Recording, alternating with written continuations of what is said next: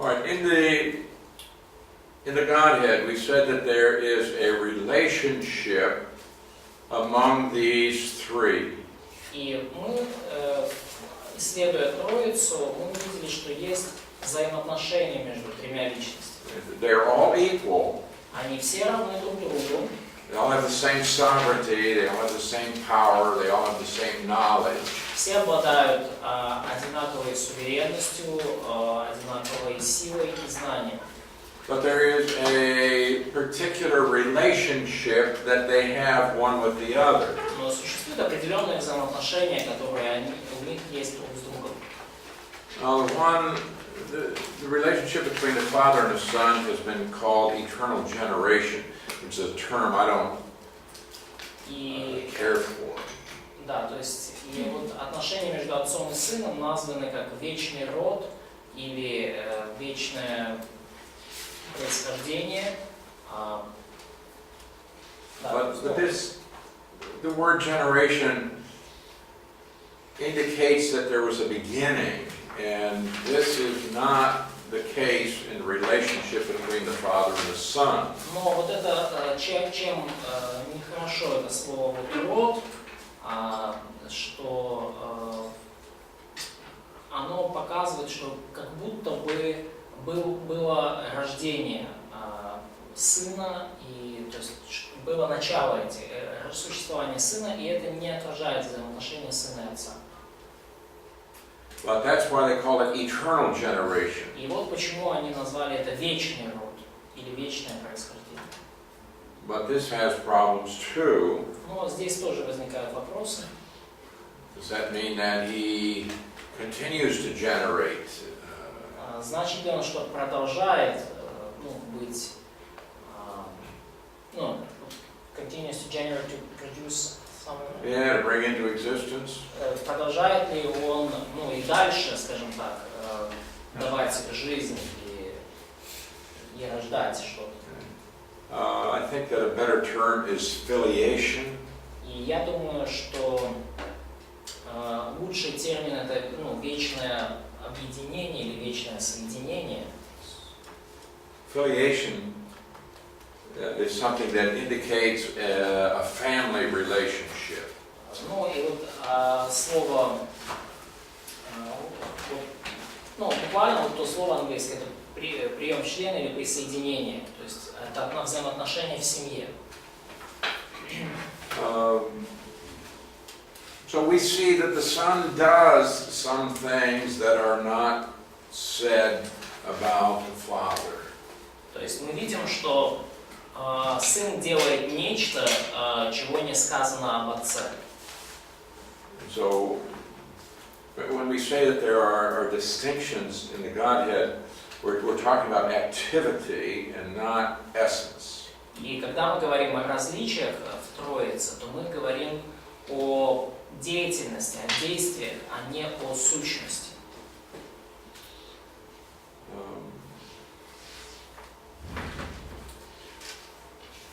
Okay, so they don't all do the same thing. Итак, они не делают все одно и то же. With regard to the Son, it is said that he is sent by the Father. В отношении сына сказано, что отец послал его. But the Father is never sent. Но отца никто никогда не посылал. So we see there's a distinction there. То есть мы видим, что здесь есть различия.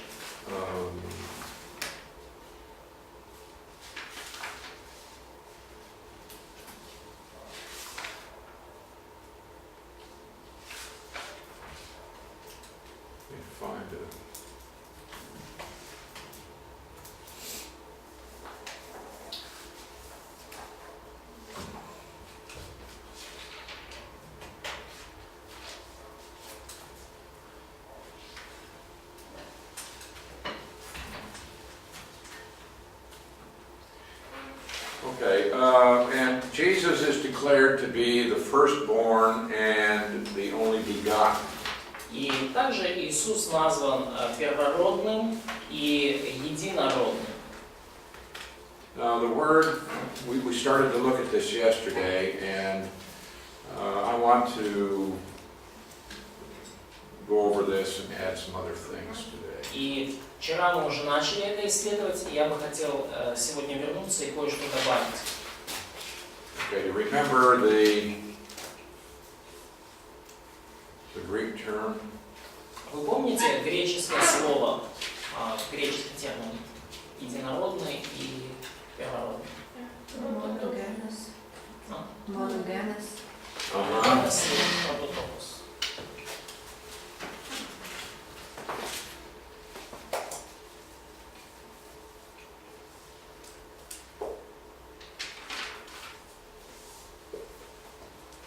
Monogenes.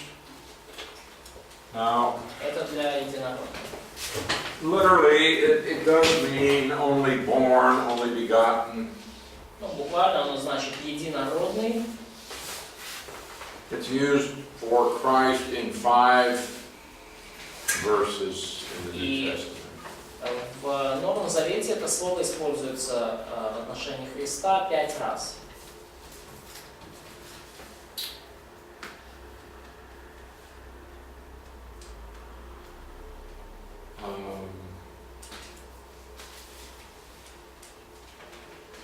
Now this word refers to rank and not to, okay, wait a minute.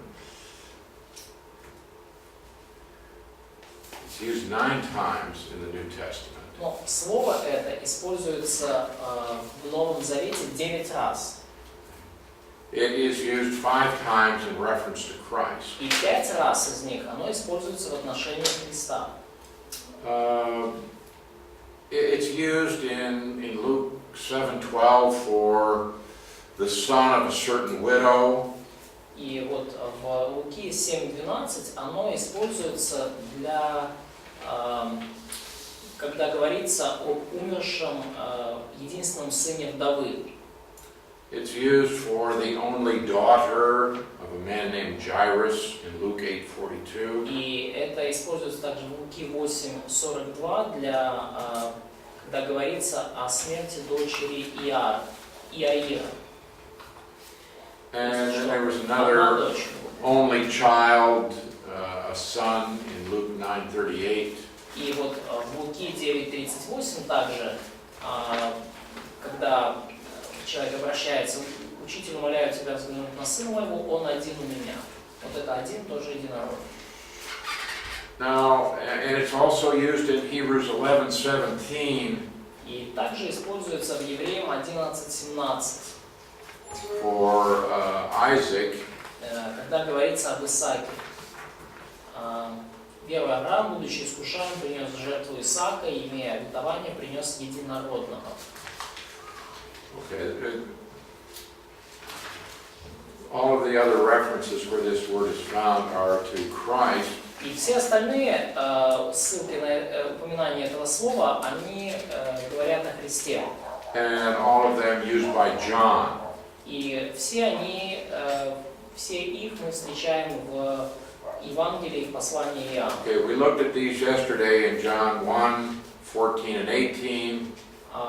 Мы смотрели уже на прошлой неделе, вчера мы смотрели Иоанна 1, 14, 18. And John 3:16 and 18.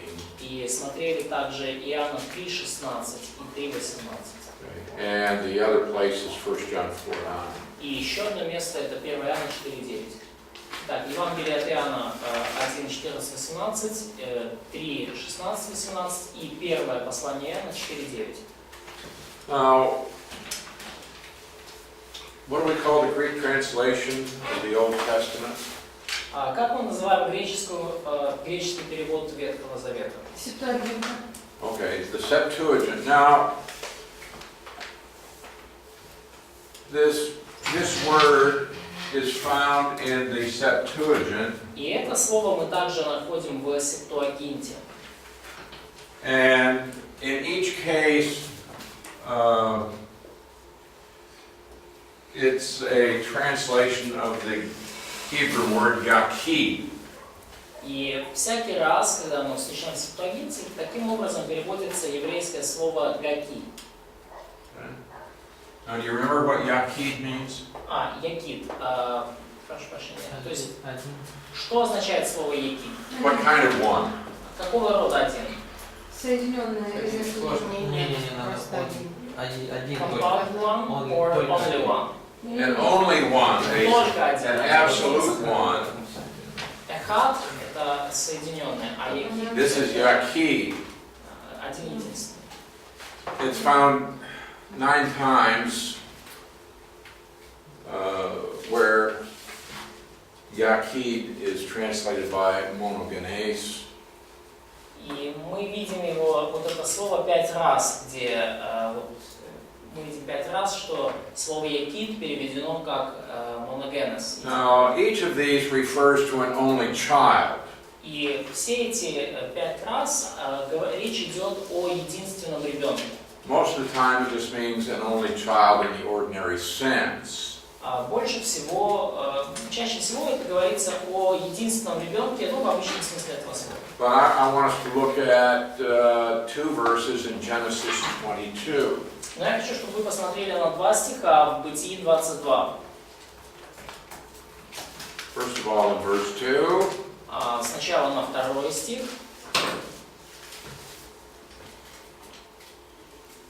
Now take your son, your only son. Бог сказал: возьми сына твоего, единственного твоего.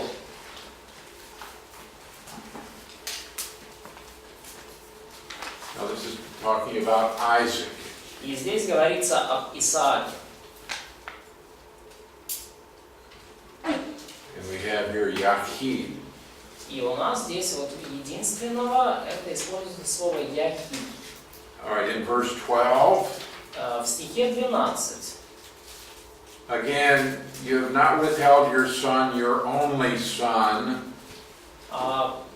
Ангел сказал: я знаю, что боишься ты Бога и не пожалел сына твоего, единственного твоего для меня.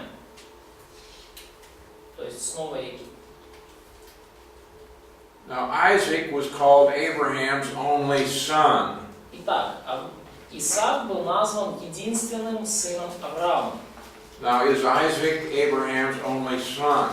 Но был ли Исаак единственным сыном Авраама? No. He has another son, У Авраама есть еще один сын, Ishmael. Измаил. Ishmael is 14 years older than Isaac. И Измаил на 14 лет старше Исаака. And Ishmael is still living. И Измаил все еще жив. But Isaac is called his only begotten. Но Исаак назван единственным сыном. Ishmael never enjoyed the status of son as Isaac did. Потому что Исмаил никогда не наслаждался благами того, чтобы быть сыном, в отличие от Исаака. Now, in the ancient world, in that culture, if a man fathered a son by a slave woman, this son was not considered to be his legal son. И если вот в древнем мире, если мужчина рождал сына от рабыни, то этот сын никогда не признавался за законного сына. Unless the man made an official and public declaration, "You are my son." Если только мужчина не делал официальное и публичное заявление о том, что ты мой сын. Otherwise, the son was not a legal member of that man's family. А иначе такой сын никогда не был законным членом семьи человека. Now, if the man made a pronouncement, "You are my son," then this son would have membership in the family, would receive an inheritance, and so on. Если человек, мужчина, делал такое заявление, то тогда и провозглашал сыном такого сына, то то тот становился полноценным членом семьи и уже имел право на But наследство и так далее. if such a declaration was not made, then they would give a gift to that child, and he would be sent away before the inheritance was divided. Но если такого заявления не было, то такой как бы сын, он получал подарок, и его отсылали до того, как начинали делить наследство. Now, Abraham had fathered Ishmael. И Авраам, являлся биологическим отцом Измаила. And at one point in his life, he wanted to make Ishmael his legal heir. И в какой-то момент в своей жизни он даже хотел, чтобы Измаил стал законным наследником.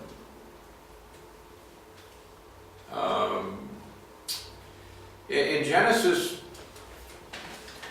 chapter 17, В Бытии 17 главе God promised to Abraham that his wife Sarah would get pregnant and have a son. Бог пообещал Аврааму, что его жена Сара забеременеет и родит сына. And Abraham laughed. И Авраам рассмеялся. I mean, he fell on the ground, he was laughing so hard. То есть он рассмеялся так, что даже на землю упал. I'm 100 years old. Он говорит, мне уже 100 годов, Sarah's 90 years old. а Саре 90. In verse 18, Abraham said to God, "Oh, that Ishmael might live before you." И сказал Авраам Богу, 18 стих, «О, хотя бы Измаил был жив пред лицем Твоим». But God said no. Но Бог сказал «нет». What's happening here is Abraham is saying, "Look, I want to make Ishmael my legal heir." Что здесь происходит? Авраам говорит, я хочу сделать своим законным наследником Измаила. And God said no. И Бог говорит нет. And after Sarah gave birth to Isaac, sometime after that, Ishmael was put out of the household of Abraham. И после того, как родился Исаак, через какое-то время после этого, Измаил был удален из дома Авраама. So in Genesis 21:10, И в Бытии 21 главе 10 стихе she said to Abraham, "Cast out this bondwoman and her son, for the son of this bondwoman shall not be heir with my son, namely Isaac." Сара сказала Аврааму, выгони эту рабыню и сына ее, ибо не наследует сын рабыни сей с сыном моим Исааком. Now, this was, of course, what Sarah was saying, Ну и, конечно же, это сказала Сара. but the New Testament affirms that this is true Но Новый Завет подтверждает, что это было истинно. in Galatians 4:30. В Галатам 4:30. What does the scripture say? Cast out the bondwoman and her son. Что же говорит Писание? Изгони рабу и сына ее. The son of the bondwoman shall not be heir with the son of the free woman. Ибо сын рабыни будет наследником вместе с сыном свободным. So Isaac remained Abraham's only son in a legal sense. И таким образом Исаак остался единственным сыном Авраама, в плане единственным законным сыном. Now after Sarah died, Abraham married another woman. И после того, как Сара умерла, у Авраама была другая жена. And he had 6 more sons. И у него было еще 6 сыновей. So altogether, Abraham fathered 8 sons. И таким образом всего Авраам являлся отцом 8 сыновей биологически. But according to Hebrews 11:17, Но согласно Евреям 11:17, he calls Isaac his only begotten son. Там говорится, что он называл Исаака своим единородным сыном. Only begotten refers to status and not to being the only child. Единородный, слово единородный указывает на статус, а не просто на то, что ребенок единственный. He's going to be unique, he's going to be special. То есть единородный это он уникальный, он особенный. So it's certainly used this way for Christ. И очевидно, определенно это слово используется по отношению к Христу. He has the status as the unique Son of the Father. У Христа есть особый статус, как уникальный, особенный Сын Бога. It does not signify that he had a beginning. И это не значит, что у него было какое-то начало, было рождение. It means he's special, he's unique. Это значит, что он особенный и что он уникальный. But Jesus was and is eternally God's unique Son. То есть Иисус был и есть от вечности уникальный Божий Сын. So that is only begotten. То есть и потому он единородный. Now we also have the word simply begotten. И у нас также есть слово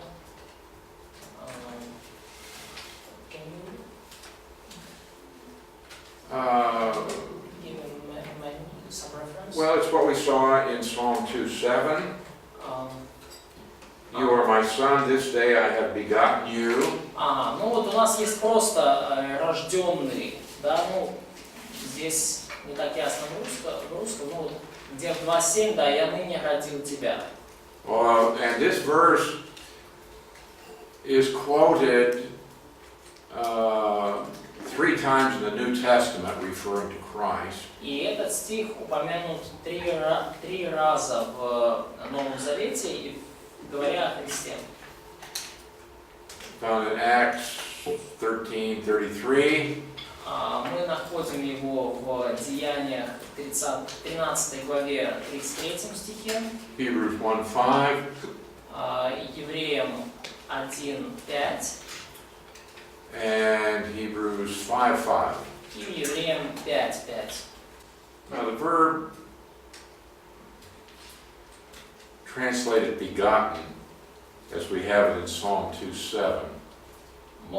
Слово, которое переводится как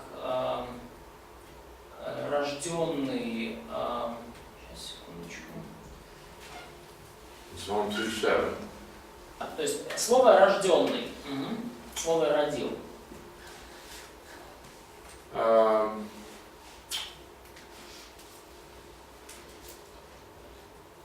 The idea here is that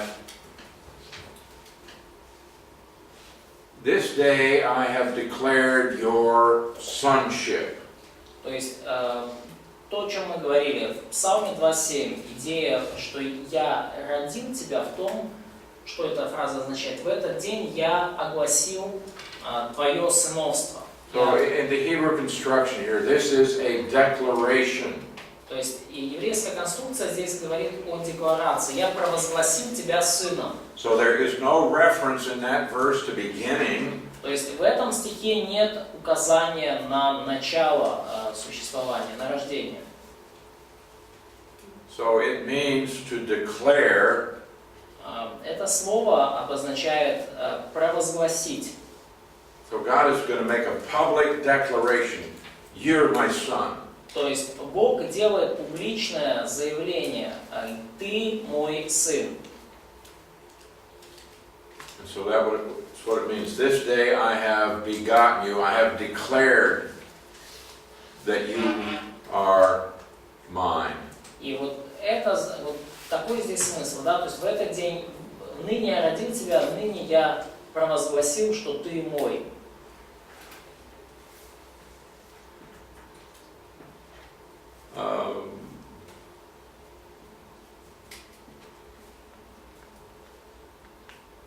go in Psalm 2:7. We can see that we have a parallel construction. И в Псалме 2.7 мы видим, что у нас может быть параллельная конструкция. Are you familiar with Hebrew parallelism? Знакомы ли вы с еврейским параллелизмом? Okay,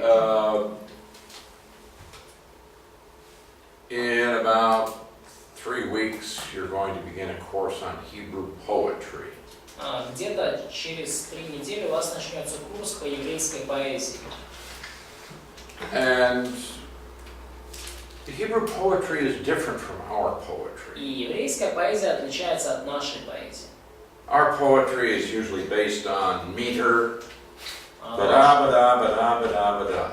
Наша поэзия обычно основывается на каком-то стихотворном размере. Or it's based on rhyme. Или она основывается на рифме. Right? I don't know what you get. Muka, muka, toka, super, whatever. It's rhyme. Ну, то есть вот это все рифм. Hebrew poetry is different. А еврейская поэзия другая. Based on ideas.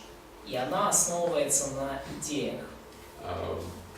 And one of the very common things we find in Hebrew poetry is parallelism. И одна из таких общераспространенных явлений в еврейской поэзии это то, что мы называем параллелизм. And so you have two statements. Например, у вас есть два заявления, два утверждения. And the two statements are related in different ways. И эти два утверждения связаны различными способами. Sometimes you have a positive statement and a negative statement. Иногда у вас есть позитивное утверждение и негативное, то есть Or отрицательное. negative and positive. То есть или отрицательное и утвердительное, и позитивное утверждение. Sometimes you have the first statement and then the second statement is equivalent but in different words. И иногда у вас есть первое утверждение, а второе утверждение это фактически то же самое, только другими словами. And so in what they call synonymous parallelism, И так называемый синонимический параллелизм. the two statements Это вот то, о чем are really equivalent. Синонимический параллелизм это когда два утверждения фактически одинаковые. Okay, now that you'll get a lot more information about this. Вы узнаете намного больше об этом. But what we have in Psalm 2:7 is this kind of parallel statement. Но что у нас есть, вот, что мы видим в Псалме 2.7, это вот такого рода параллельное утверждение. So in Psalm 2:7 it says, "You are my son." В Псалме 2.7 сказано: «Ты сын мой». And then the second phrase, "This day I have declared your sonship." А в следующей фразе фактически сказано, что ныне я провозгласил твое сыновство. It repeats the same idea. И, ну, то есть фраза «я ныне родил тебя», и оно говорит ту же самую идею.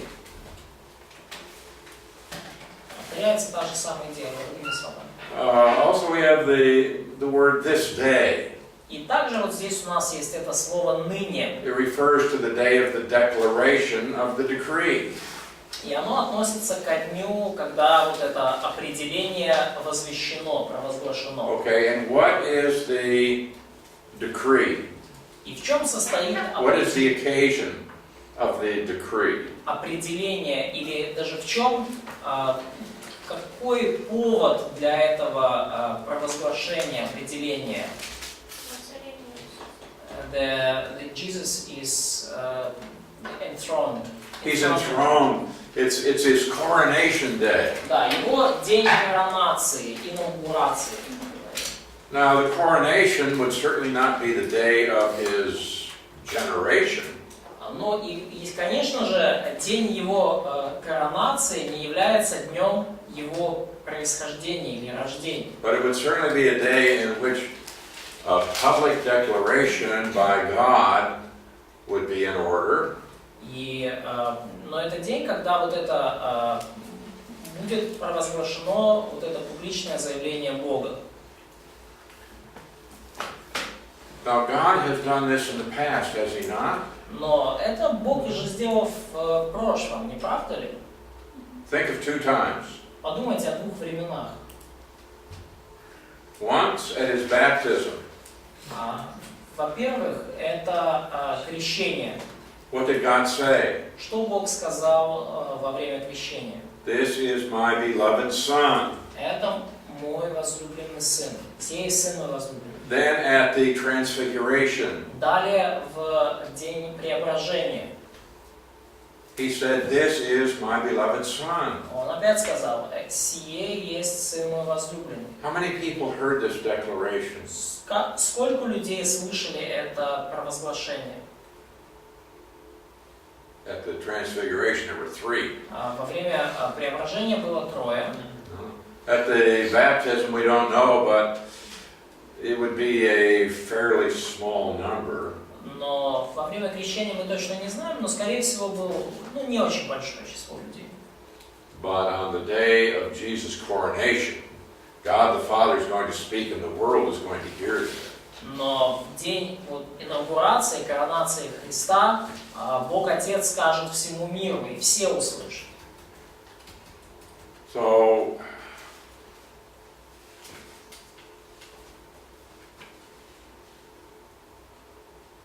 the formal recognition that one was a son was a prerequisite of heirship, being an heir. Публичное признание кого-либо как сына было необходимым условием для наследования, для того, чтобы стать наследником. So in Psalm 2:8, we find Jesus receiving his inheritance. И потому в Псалме 2:7 мы видим, как Иисус получает свое наследие. Where the Father says, I will give you the nations for your Я inheritance. прошу прощения, в Псалме 2:8, да, мы видим, как Иисус получает свое наследство. «Проси у меня, и дам народы в наследие I'll тебе, give you the uttermost parts of the earth for your possession. и пределы земли во владение тебе». Псалом 2:8. But there has to be a public declaration for the Son to receive that inheritance. Но должно произойти публичное объявление сына сыном, чтобы он имел право на такое наследие. And the Son of God has been publicly declared. И Сын Божий таким образом был публично провозглашен.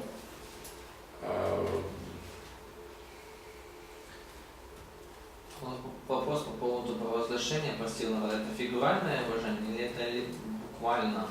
So, стих 8, да? Ask me. The question on this declaration, when God says in verse 8 in Psalm 2, ask of me and I will surely give you. So, does it say figuratively or literally? So, I believe it's literal. Ну, я думаю, что это сказано буквально. Красиво. Просто, по-моему, я не помню, нет, в Колоссянам, где сказал, что отец отдал все сыну, и то есть получается, он уже имел. So, in Colossians, somewhere it's written that Father gave everything to Son, and that Son got it all. So, even before his coronation. Ну да. Colossians 1.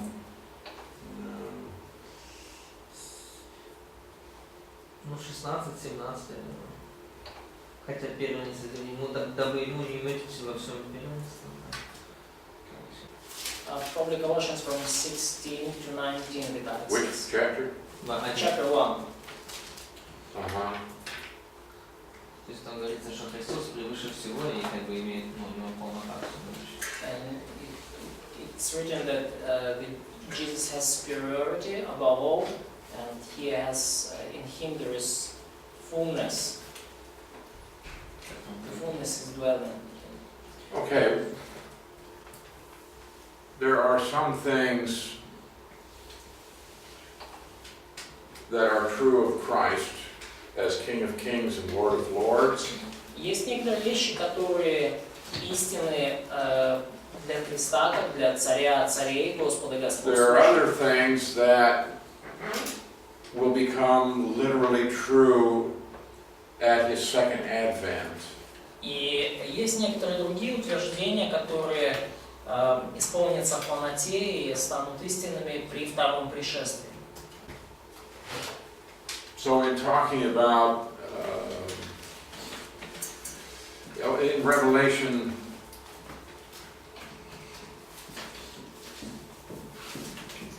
11:15. Давайте посмотрим Откровение 11:15.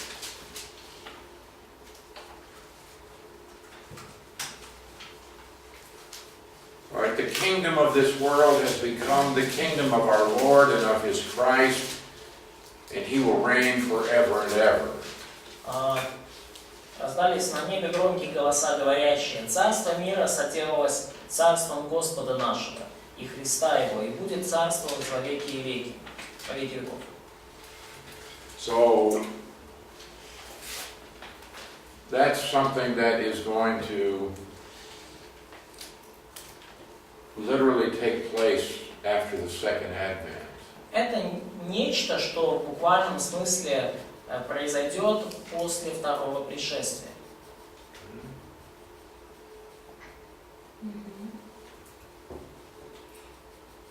So I believe that that's what we have in the second psalm. И я верю, что это именно то, о чем говорится во втором псалме. But what I want you to see is Psalm 2:7 does not refer to the beginning of the sonship of Christ. И что я хочу, чтобы вы увидели, что Псалом 2:7 не связан с началом сыновства Христа. Okay, let's also, we'll finish this up, again talking about the term firstborn. И также давайте закончим этот раздел, поговорив о термине первородный или первенец. We saw this yesterday. И мы видели это вчера.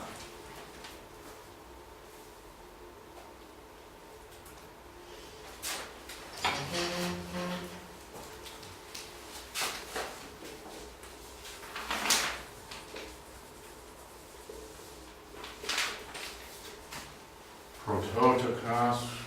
Прототокос.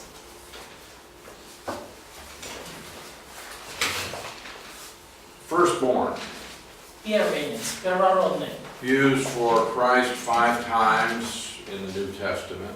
Используется в отношении Христа 5 раз в Новом Завете. Now this word refers to rank and not to origin.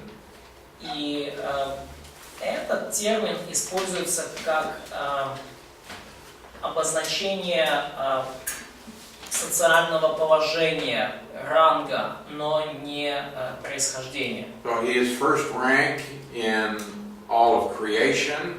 То есть он имеет первое положение во всем творении.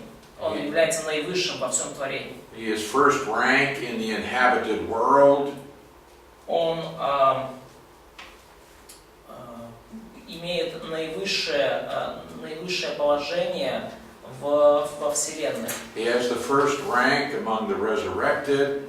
Он первенец, и он имеет наивысшее положение среди всего, что воскреснет. First rank among those who are glorified. Он имеет наивысшее положение из всех, кто будет прославлен. And none is comparable to him. И никто не может сравниться с ним. So when you find this term firstborn, И потому, если вы находите вот этот термин первенец или it's not talking первородный, about birth order. здесь не говорится о порядке рождения.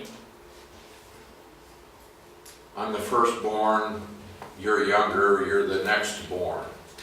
Ну, то есть я первенец, я первородный, а ты, вот, ты следующим родился, ты уже, ну, там. No. Doesn't mean that. Здесь речь об этом не идет, тут совсем другое.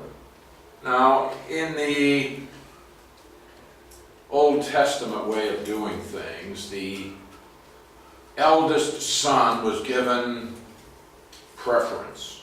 Ну, согласно ветхозаветным обычаям, первенец, первый ребенок получал преимущество. He was given more responsibility than the others. Он получал больше ответственности, чем другие. He was given a greater honor. И он получал больший почет. He was given 2 shares in the family inheritance. И он получал двойную долю при разделе наследства. But sometimes the eldest son fell out of favor with his father. Но иногда старший сын выпадал, то есть выпадал из почета и выпадал из милости своего отца. And he would be replaced by a younger brother.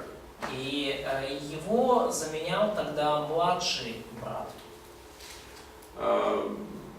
For example, Reuben was firstborn among Jacob's children. Например, Рувим был первенцем среди детей Иакова.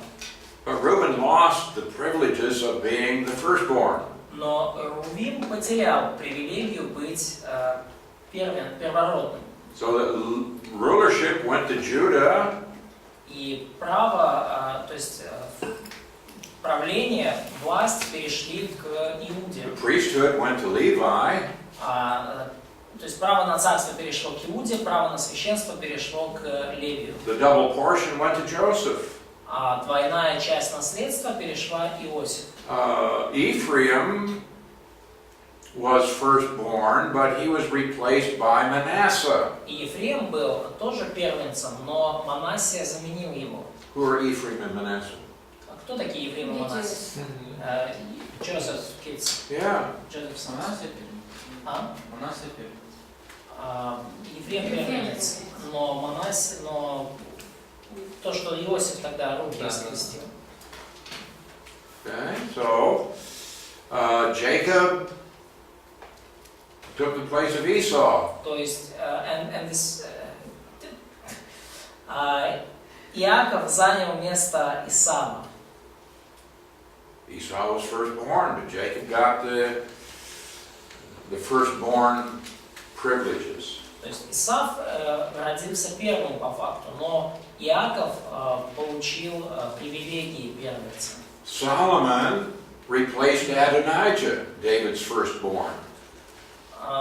Соломон заменил Адонию, первенца Давида. So what I want you to understand is that in those cases, the younger actually became the firstborn. И что я хочу, чтобы вы видели, что в этих случаях младший фактически заменил первенца. That is, he gained the first rank. То есть он получил себе наивысшее положение. So remember this, the one born first was not always the firstborn. И потому просто запомните, тот, кто родился первым, не всегда был первородным. For example, in Exodus 4:22, Например, в Исходе 4:22.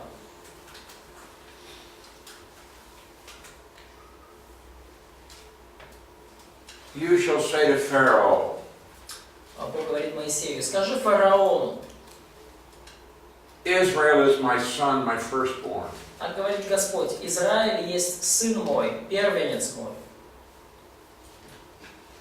So God here calls Israel his firstborn. И здесь Бог называет Израиля своим первенцем. Now this is used in the sense of Israel as a nation. И здесь вот этот термин использован в отношении Израиля как нации. Now there were many other nations already in existence. Но уже на то время существовало много других наций. but he's saying Israel is my firstborn. Но здесь сказано, что Израиль — это мой первенец. So when the term firstborn is applied to Christ, it means that he deserves preferential treatment. И таким образом, когда термин первенец или первородный используется в отношении Христа, это значит, что он получает привилегированное обращение. In honor, in privilege, in inheritance. И честь, и привилегии, и наследство. So it doesn't talk about his origin. И потому этот термин не говорит о его происхождении.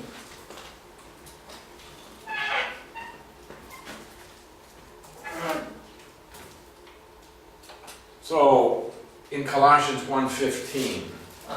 Например, в Колоссянам 1:15.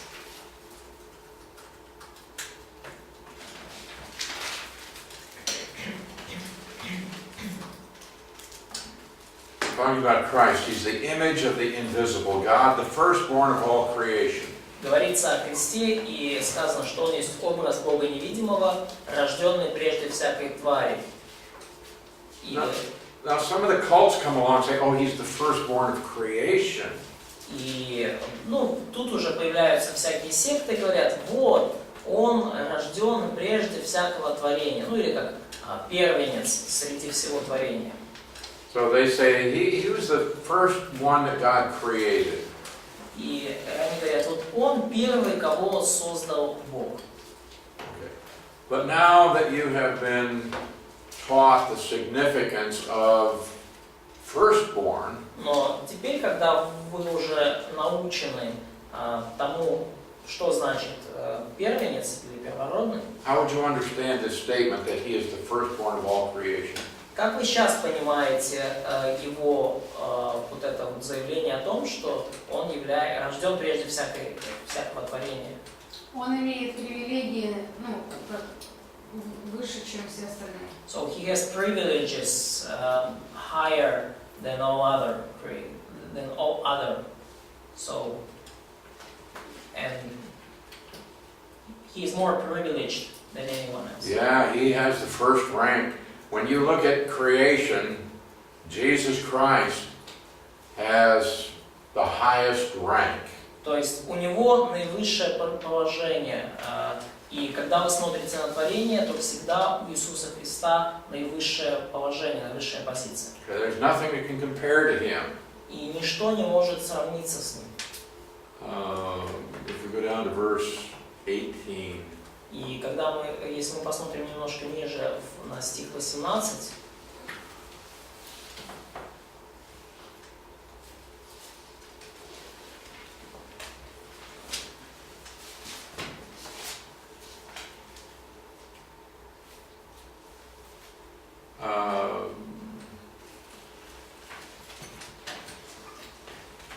all right, how do you understand this? как вы понимаете это?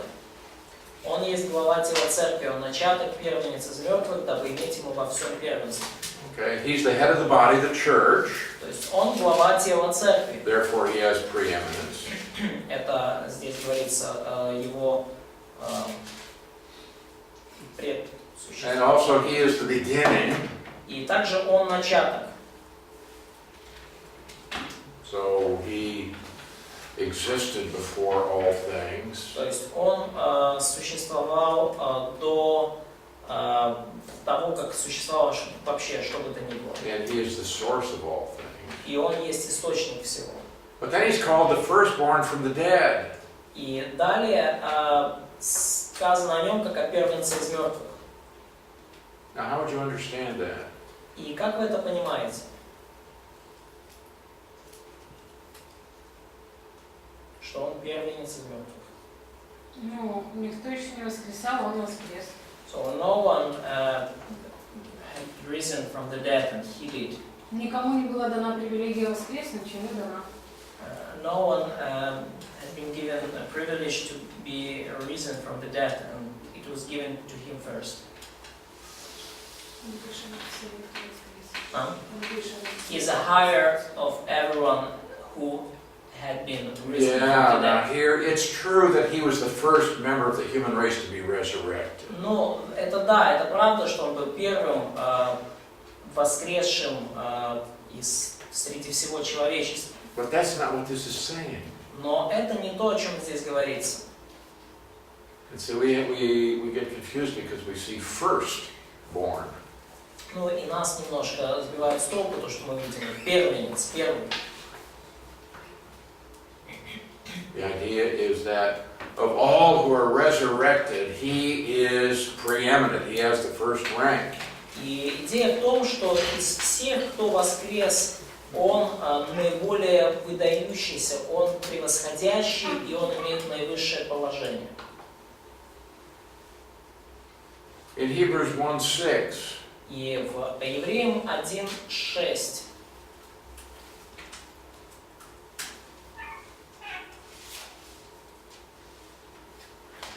when the Father brings the firstborn into the world, he says, "Let all the angels of God worship him." Также, когда вводит первородного во вселенную, говорит, и поклонятся ему все ангелы Божьи. I see in your translation you have different words in all of these verses, but they all are this prototokos. Ну, я вижу, что у вас разными словами переводится вот это, то есть первенец, первородный, вот, но вообще они все это вот греческое слово прототокос.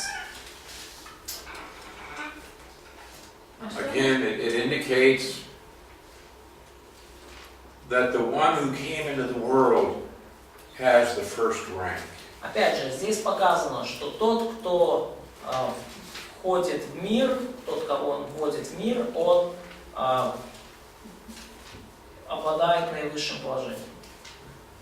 And he's trying to show here that Jesus is superior to all angels. И здесь также показан факт, что Иисус превосходит по положению всех ангелов. Он превыше всех ангелов. So angels may be great, but he's saying that my son is first. То есть ангелы могут быть великими, но мой сын, Бог говорит, он первый. And again in Revelation 1:5 he's called the firstborn of the dead.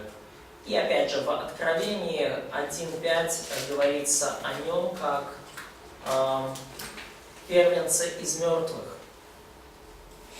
He has been resurrected, which is the display of not only God's great power, И он воскрес, и это показывает не только величайшую Божью силу, but it's also the declaration of the sonship of Jesus, но также это провозглашение сыновства Иисуса Христа. a powerful declaration that he's the Son of God. Могущественное заявление о том, что он есть Сын Божий. And it's the vindication and the validation that Jesus is who he said he was. И это подтверждение и еще одна это защита того, что Иисус именно тот, кем Он себя заявлял. He is God, he is the Son of God. Он есть Бог, и Он есть Сын Божий.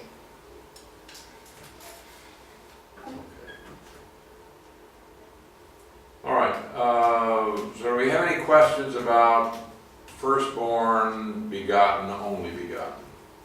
То есть, есть ли у вас еще вопросы по поводу первенца, рожденного и единородного?